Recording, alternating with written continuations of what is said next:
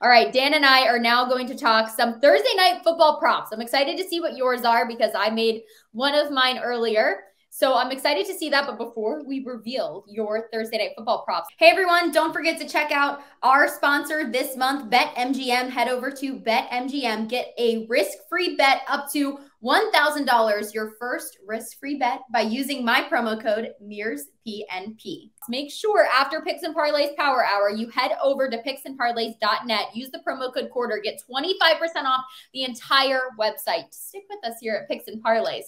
All right, Dan, we've got to talk some props. Bears and Commanders. Well, actually, Commanders at the Bears. So I know that nobody's really looking forward to this game. As a football fan, you're really just, this isn't the Thursday night football high scoring affair that you're hoping for, especially because the Commanders got a lot of injuries right now. So who knows how this one can play out, but prop bets are always fun in a game like this. So tell me what you're thinking.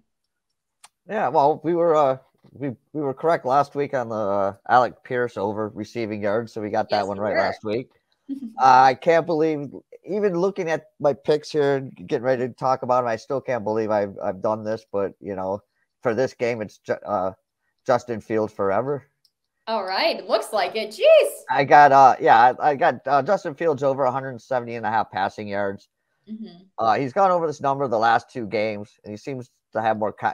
Not only does he have more confidence in throwing the ball, I think the coaches are getting more confidence in him. And I think it turned around last week when Darnell Mooney made that amazing one-handed catch, and that just seemed to get everybody more fired up and gave Fields some confidence. And he's kind of throwing the ball more and taking chances instead of looking for the sure thing. So I think he'll get that. I think he'll get close to 200 yards again like last week. My other one is Fields over 40.5 rushing yards. He's gone over this number in his last three games. He plays behind a dreadful offensive line that on some plays looks like they don't look like they don't know what the play is, or like they've never played football before. He knows that he has to use his legs to give his team a chance to succeed. And again, he had a 59-yard run for a touchdown last week that got called back by a stupid penalty. So he's using his legs more. I think 40.5 is a little low. So I like that. And then the last pick, again, has something to do with Fields, but I got Cole Kmet under 29.5 receiving yards. He's gone under this number 3 times. In the first 2 games, he didn't catch a pass and only had 2 targets in that game. And the 2 games he won over, he averaged 11 and 20 yards a play, a catch in those 2 games. He just doesn't seem to be a focal point of this offense. Fields doesn't seem to look for him.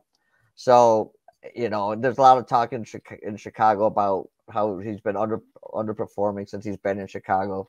So 29.5, I just don't think he's going to reach that. So. Yeah, when I was looking at them, he was somebody who I looked at right away. Just seeing that number, I was like, oh, is this too low for him? Is this too high for a tight end? I don't know. It seemed kind of low, but I'm just from Pittsburgh and we use our tight ends. We should be using our tight ends more, but traditionally have. And I looked and I kind of was leaning toward the under with him as well because of his performance hasn't been that great. Justin Fields might be running all over the place. He expressed his concerns about feeling unsafe and unsure of himself in the pocket lately. So you would have to think they put a big emphasis on that this week to make him feel more comfortable back there. So I would say his passing yards could increase because I would feel like making him as comfortable as possible. But if not, he's going to be running all over the place. He does regardless. But I think those are good things to look at. I'd be siding with this quarterback for sure in this matchup. Well, yeah. Well, the only way they can make him feel comfortable in the pocket is either A, go out and get a new offensive line, or keep 10 guys in the block for him. I mean, the offensive line is just terrible. They're threatening everybody's jobs.